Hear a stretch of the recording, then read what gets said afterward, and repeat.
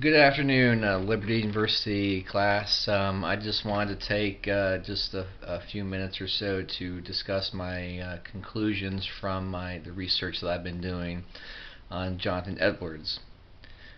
Jonathan Edwards, from all of my research, I have come to the conclusion that he really is probably the most brilliant and talented theologian in the history, the history of the country.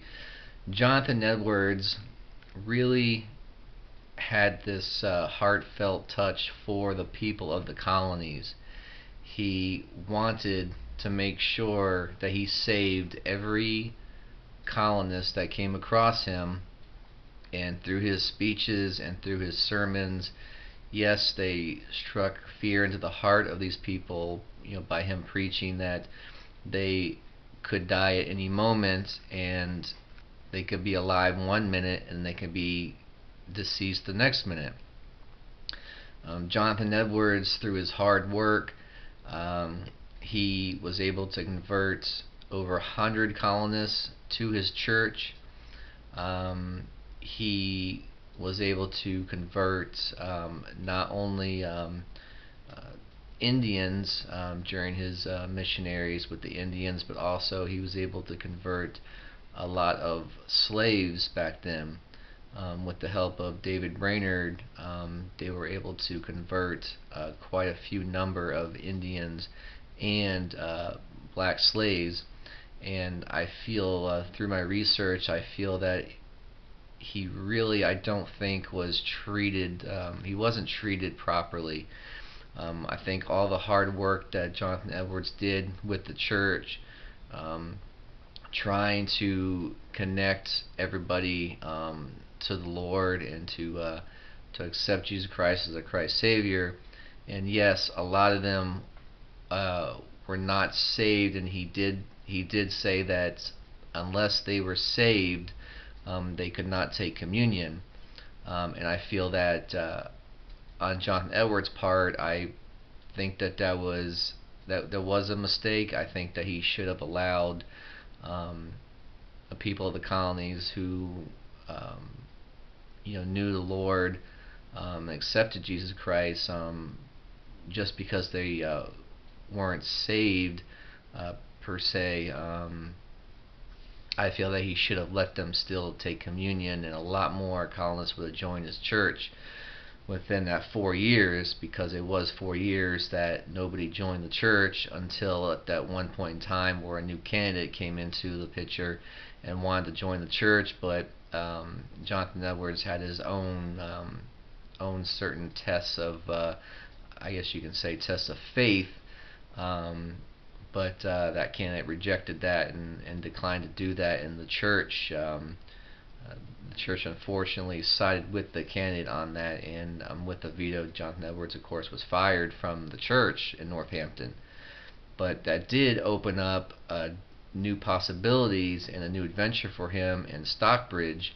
And Stockbridge, through the research that I've done, he was able to touch the lives of a lot of Indians, the Mohawks, the all different groups of Indians. And it's unfortunate that because of the Indian Wars and because of some personal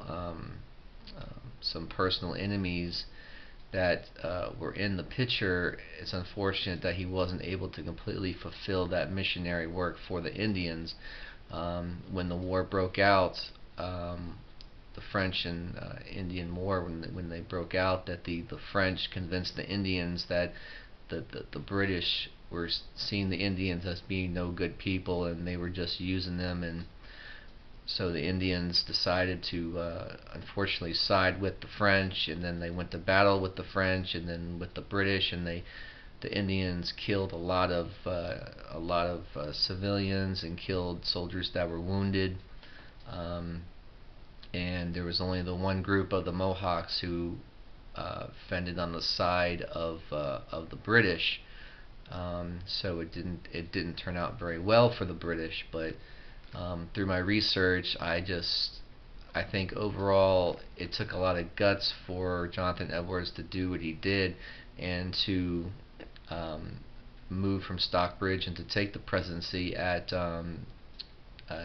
College of New Jersey, now Princeton University, to do that and to take the presidency. And I feel that's very unfortunate that that he developed medical complications due to the smallpox um, inoculation.